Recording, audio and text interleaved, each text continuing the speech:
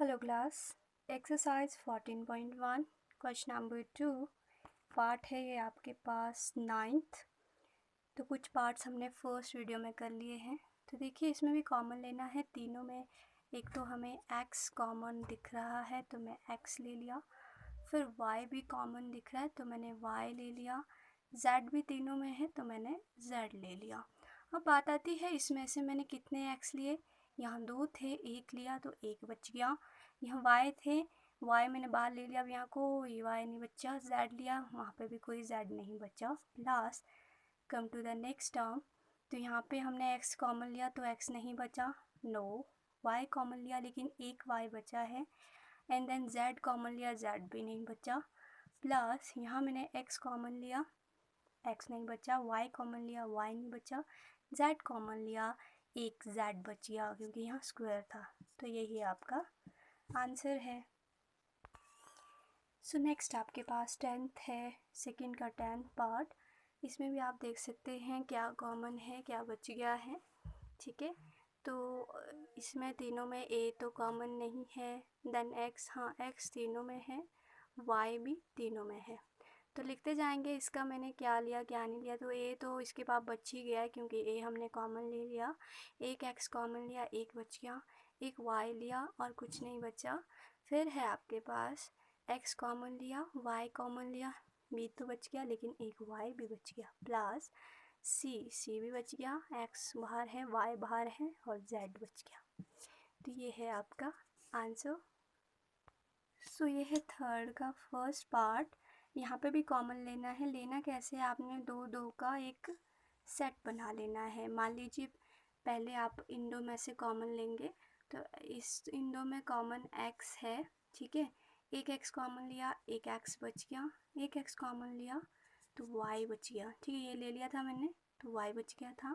Plus दोनों में इनमें क्या कॉमन है, 8, और अंदर क्या बच गया, 8 लिया तो x बच गया, इसका भी 8 ले लिया तो y बच गया। तो ये आपका आंसर है। इसको आप एक टर्म आगे भी बढ़ा सकते हैं, वो है x plus 8 x plus y, यानी x प्लस 8 और x प्लस जो एक ब्रैकेट में से हम ले लेते हैं। ये फैक्टराइजेशन का मेथड है। सो सेकंड पार्ट कुछ इस तरह से है। यहाँ आप देख सकते हैं, मैंने कल भी कहा था जब डिजिट आ जाएगी तो डिजिट्स के लिए आपने देखना है कि ये किस टेबल में आते हैं। तो हम यहाँ पता करें, 3 5 is 15, 3 2 is 6, this means 3 is common. 3 मैंने ले लिया तो इस 15 का जस्ट 5 बच गया, ठीक है। और वेट और साथ में x भी कॉमन है तो x भी आप लिख लेंगे। इसका मैंने x ले लिया, जस्ट इसके पास y बच गया, माइनस इसका मैंने 3 लिया, इसके पास सिर्फ 2 बचा और x ऑलरेडी बाहर है तो ये ऐसे ही आएगा। अब यहाँ आप देखेंगे 5 1 ज़ा 5 2, 5 2 का कोई रिलेशन ही नहीं है, तो जिसमें कुछ भी कॉमन है उसमें 1 कॉमन ले सकते हैं हम, ठीक है। इसमें से मैंने 1 लिया तो 5 आया ही बच गया, 2 में से 1 लिया उसमें भी 2 ही बच गया, ठीक है। आप नोटिस कर रहे होंगे कि जो ब्रैकेट है वो सेम आ रहे हैं, आप देख पा रहे हो। जब आपके ये सेम आएंगे ना तो उस वक्त समझ लेना कि आपका जो क्वेश्चन हो रहा है वो सही हो रहा है, ठीक है। तो नीचे आ गया 3x प्लस 1, मैंने कहा ये और ये लिखना है आपने, और एक ब्रैकेट वाली टर्म को लिखना 5y minus 2।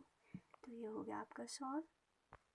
So next question है आपके पास ax plus bx minus ay minus by। तो पहले तो आपने सेट्स बनाने हैं। आगे वाले में देखिए क्या कॉमन है, दोनों में x कॉमन है तो वो मैंने बाहर ले लिया, तो इसका x लिया, इसके पास सिर्फ a बच गया। उसी तरह इसका x लिया, इसके पास सिर्फ b बच गया।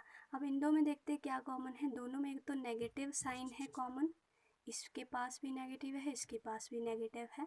दूसरा y दोनों में कॉमन है, तो अंदर क्या बच गया, a, और यहाँ माइनस था वो प्लस आना चाहिए, क्यों, देखो प्लस माइनस माइनस, और आप यहाँ भी देखोगे तो यहाँ पे भी क्या आ रहा है, प्लस आ रहा है, प्लस दिस मीन्स ये क्वेश्चन सही जा रहा है। तो x फिर कैसे आएगा, x माइनस दिस, इसको ब्रैकेट में लिखना है, और a प्लस b, ये आपका आंसर।